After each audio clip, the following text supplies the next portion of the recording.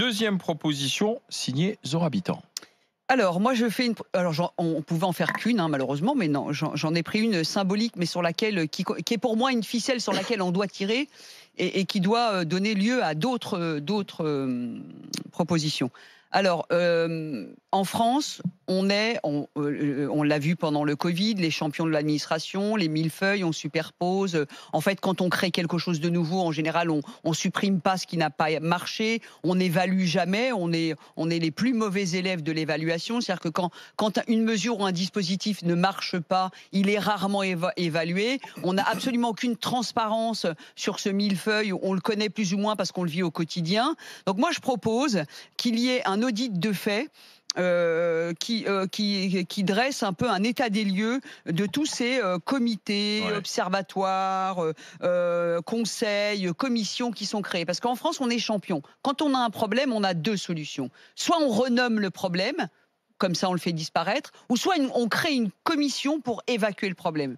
Sauf qu'en France, il y a 52 000 élus, il y a des sénateurs, il y a des députés, il y a des fonctionnaires qui sont censés, eux, traiter ces thématiques qui, entre guillemets, posent problème à un instant T. Et je vois pas pourquoi le politique a la fâcheuse habitude de créer une instance qui coûte de l'argent, même si dedans il y a des gens qui sont bénévoles, mais n'empêche que cette instance, elle coûte de l'argent.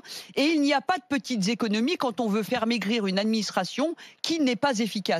Parce que on va me dire c'est populiste, moins de sénateurs c'est populiste, plus du tout de commission et de comités etc. c'est populiste, etc. Mais à la fin le populisme ça fait une addition et que dans un foyer personnel, quand on commence à dire que on n'a plus de voiture mais qu'une etc.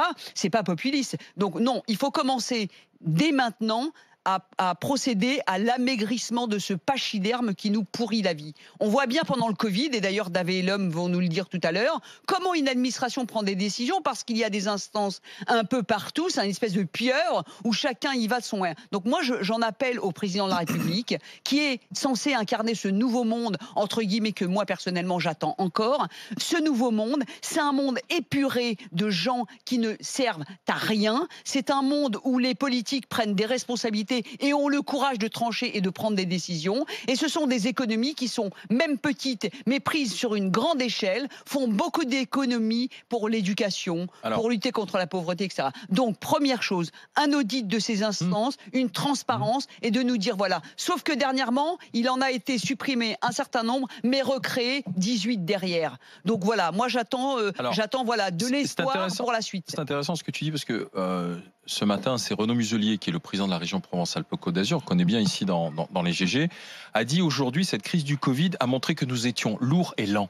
Tu vois, et trop pyramidal. Et c'est ce qu'il a expliqué à chaque fois qu'il fallait agir vite, il fallait référer à une agence qui devait référer au préfet et ensuite ça remontait à Paris. Et une fois que ça remonte à Paris, on veut se couvrir, on réfère à un ministère et une fois que le ministère a pris la décision, il faut que ça redescende et ça redescend en passant par telle agence, tel préfet et ensuite ça revient à moi. Et dit donc moi en tant que président région PACA, une fois qu'on prend une décision, j'ai un circuit qui est plus court et on peut agir plus rapidement. Et donc voilà, c'est le fameux lourd et lent ce que tu dis, Zora Habitant. C'est aussi ce que dit Renaud Muselier, c'est aussi quand même l'échec du politique, c'est-à-dire que le politique se fait bouffer par l'administration. Renaud Muselier était ministre, c'est-à-dire que tous ces politiques font ce constat, c'est très bien, mais une fois qu'ils sont aux affaires, ils ne changent pas la donne. Pourquoi ils ne changent pas la donne? Parce qu'ils sont aux mains de leur administration. T'as raison Olivier, sauf que les politiques aujourd'hui sont tous des produits de l'administration, quoi, quasiment. Pas tous, moi, moi j'aimerais savoir comment tu tries là-dedans, parce que quand tu dis commission, conseil, comité, observatoire,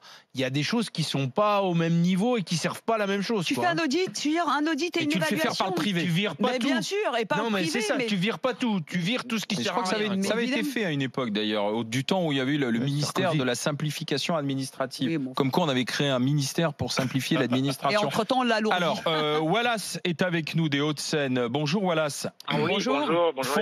Fonctionnaire territorial. La proposition de Zora, vous adhérez ou non?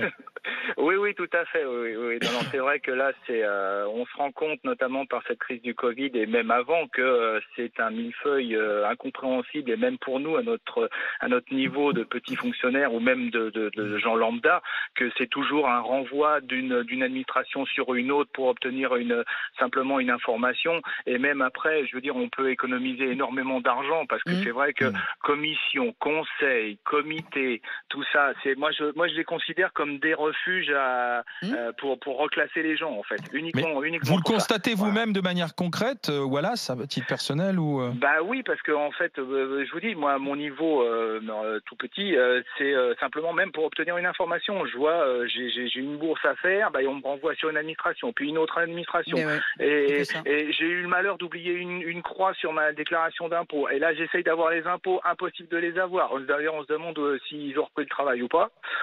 Donc, c'est incompréhensible et c'est insupportable, quoi. Voilà. Non, mais vous imaginez, pour dégraisser cette espèce de machine lente. On ne le fera pas. On ne le fera pas parce qu'ils sont bien contents de les avoir, comme vous dites. Non, mais ils en enlèvent quelques-unes et ils en remettent derrière. Et dès qu'il y a quelque chose qui ne va pas, on va créer une commission. On va créer ci, on va créer ça. Mais attendez, mais c'est bon. Mais en même temps, c'est un peu le couple diabolique, hein. Le politique qui dit que l'administration est lourde et l'administration qui dit mais le politique prend pas ses décisions. Et au milieu, il y a les Français qui font des parcours dans un labyrinthe interminable pour traiter un certain nombre de situations. Alors, voilà, vous imaginez. Vous êtes d'accord avec Zora, vous irez sur internet rmc.fr, sur notre site, vous trouverez rapidement sur le site de la radio les propositions du jour.